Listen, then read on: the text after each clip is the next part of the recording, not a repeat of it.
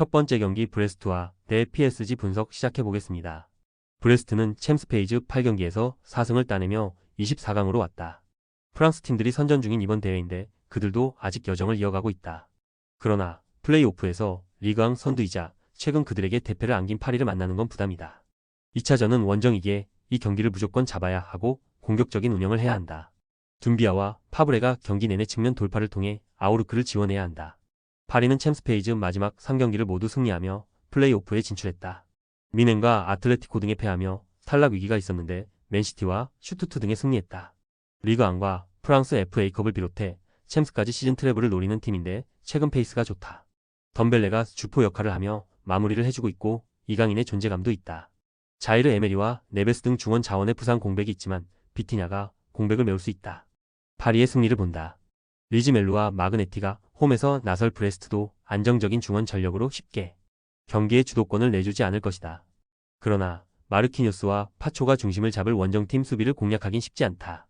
덤벨레의 안정적인 마무리 외에도 바르콜라와 두이가 공격을 주도할 파리가 승리할 것이다. 두 번째 경기 스포르팅 대 도르트문트 분석 시작해보겠습니다. 스포르팅은 최종전에서 볼로냐와 비겼는데 경쟁팀들의 가까스로 앞서며 플레이오프에 왔다. 아모림이 떠난 이후 부진으로 인해 리그에서 2위권 팀들에 추격당했고 챔스에서도 주춤했는데 그래도 원하는 결과를 냈다. 새롭게 부임한 보르게스 감독이 팀 정비를 잘하며 분위기 반등에 성공했고 하더가 최근 요케레스의 공격 부담을 잘 덜어줬다. 모리타와 율마는 중원을 지켜내며 이 경기를 이끌 것이다. 도르트문트는 지난 시즌 챔스에서 레알에 패하며 준우승을 차지한 팀이다.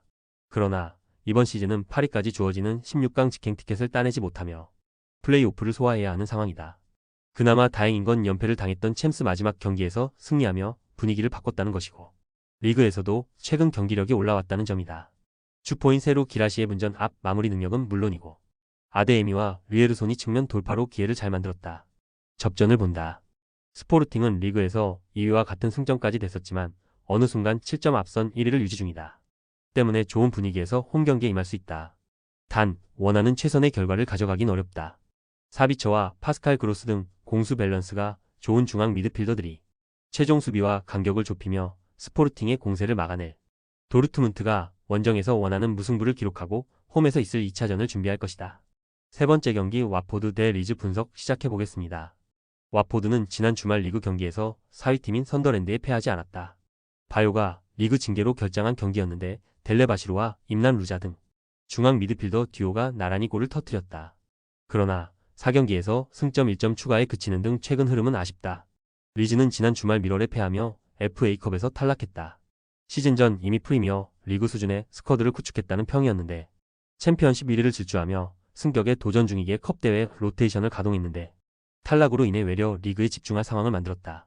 직전 리그 경기에서는 4연승 중이던 코번트리를 원정에서 완파했는데 피로에가 시즌 13호 골을 신고했고 다나카와 그루에브가 휴식한 로스웰 대신 중원에 나서 경기를 지배했다. 리즈의 승리를 본다. 와포드는 팀의 주포인 바요가 노리치전에 퇴장을 당한 여파로 이 경기에도 나설 수 없다. 차크 베타제와 카엠베, 포쿠 등이 공격을 이끌어야 하는데 리그 최강의 화력을 자랑하는 리즈를 넘을 수 없다. 로스웰과 다나카의 중원 장악 속에 확실하게 경기 흐름을 주도할 것이고 제임스와 솔로몬, 윤토 등이 빠른 발을 앞세운 돌파로 홈팀 수비를 무너뜨릴 리즈가 연승에 성공할 것이다. 네 번째 경기 노리치 대 프레스턴 분석 시작해보겠습니다. 노리치 시티는 직전 리그 경기에서 더비와 무승부를 기록했다. 부상에서 돌아와 연속 경기골을 이어가는 사전트에 7호 골이 나왔고 경기를 주도했는데 결승골이 나오지 않았다. 그래도 최근 3경기에서 승점 7점을 따내는 등 분위기는 좋다. 사인스가 부상 중이긴 하지만 츠르나츠와 슈어타우 등이 사전트를 잘 지원 중이고 맥린의 중원 존재감도 살아났다. 프레스턴은 지난 주말 FA컵에서 하부 리그 팀을 잡고 5라운드에 진출했다. 챔피언십에서도 중위권을 유지하며 강등권과 어느 정도 격차를 두고 있는데 이번 시즌 나름 선전 중이다. 그러나 직전 블랙번 원정에서 패하며 무패 행진이 끝났기에 이번 원정 경기를 통해 승점 추가가 필요하다. 흐름이 좋은 노리치를 원정에서 상대하기에 에밀리스와 그린우드 등 공격수들부터 상대 수비를 압박하는 운영이 예상된다. 노리치 시티의 승리를 본다. 원정 승점을 노리는 프레스턴이 난적 상대로 수비 라인을 안정적으로 유지하며 실점을 피하려 할 것이다. 그러나 원하는 결과를 얻지 못할 것이다. 메칸의 압박을 이겨내며 공격 작업을 전개할 맥린과 누네스의 존재감이 있고 사전트가 기회를 안정적으로 연결할 노리치가 승리하고 상위권과 격차를 좁힐 것이다. 다섯 번째 경기 맨시티 대 레알 마드리드 분석 시작해보겠습니다. 맨시티는 불의에 승리하며 극적으로 플레이오프에 왔다. 스포르팅과 유벤투스, 파리 등의 원정패하는 등 3패를 당하며 탈락의 위기에 몰렸는데 그래도 최악의 상황은 피했다. 그러나 기대에 못 미치는 이번 시즌인 건 분명하다.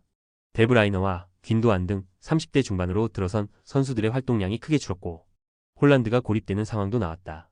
레알은 밀란과 리버풀 등에 패하며 16강 직행 티켓을 따내지 못했다. 그래도 무패를 질주 중이던 아탈란타 원정을 시작으로 3연승에 성공하며 플레이오프 진출팀 중 상위 시드로 진출했다. 시즌 초반 주춤했던 슈퍼스타 은바페가 확실하게 부활에 성공하며 팀 공격을 이끌었고 호드리구의 챔스골 결정력도 좋았다. 단 24강 플레이오프에서 가장 피하고 싶은 팀을 만난 것도 사실이다. 접전을 본다. 원정 부진과 달리 맨시티가 홈인 이티하드 스타디움에서는 확실한 경기력을 보여준 것이 사실이다. 포든과 사비오, 엘링 홀란드의 스리톱은 충분히 능력이 있다. 그러나 발베르데와 초우 아메니가 중원을 안정적으로 지켜내며 홈팀의 공세를 저지할 레알이 쉽게 리드를 내주지 않을 것이다. 여섯 번째 경기 유벤투스 대 PSV 분석 시작해보겠습니다. 유벤투스는 맨시티의 패배를 안겼지만 승점 12점으로 가까스로 플레이오프에 왔다. 세리에서는 20경기 넘게 무패를 달리는 팀이었지만 챔스에서는 8경기에서 3승에 그쳤다. 마지막 경기에서 벤피카에 패한 것도 있었다. 그래도 에르디비제 1위를 만나는 이번 일정이 다른 팀에 비해 그 힘든 건 아니다. 레알을 만나는 맨시티도 있고 엄청난 대진이 많이 잡힌 이번 24강 플레이오프다. 호벤은 챔스 전체 1위인 리버풀의 유일한 패배를 안기며 플레이오프에 왔다. 물론 리버풀이 로테이션을 가동한 경기긴 했지만 그들 역시 룩 대용이 교체로 나오는 등 여유로운 운영을 했기에 충분히 의미가 있었다. 리그에서 로테이션 자원으로 뛰면서도 득점왕에 도전 중인 리카르도, 페피의 결정력이 좋았고 사이바리와 칼스드로프 등이 측면 돌파로 기회를 만들었다. 유벤투스의 승리를 본다. 호벤은 최근 여러 대회를 병행하며 다소 지쳐있는 모습이다.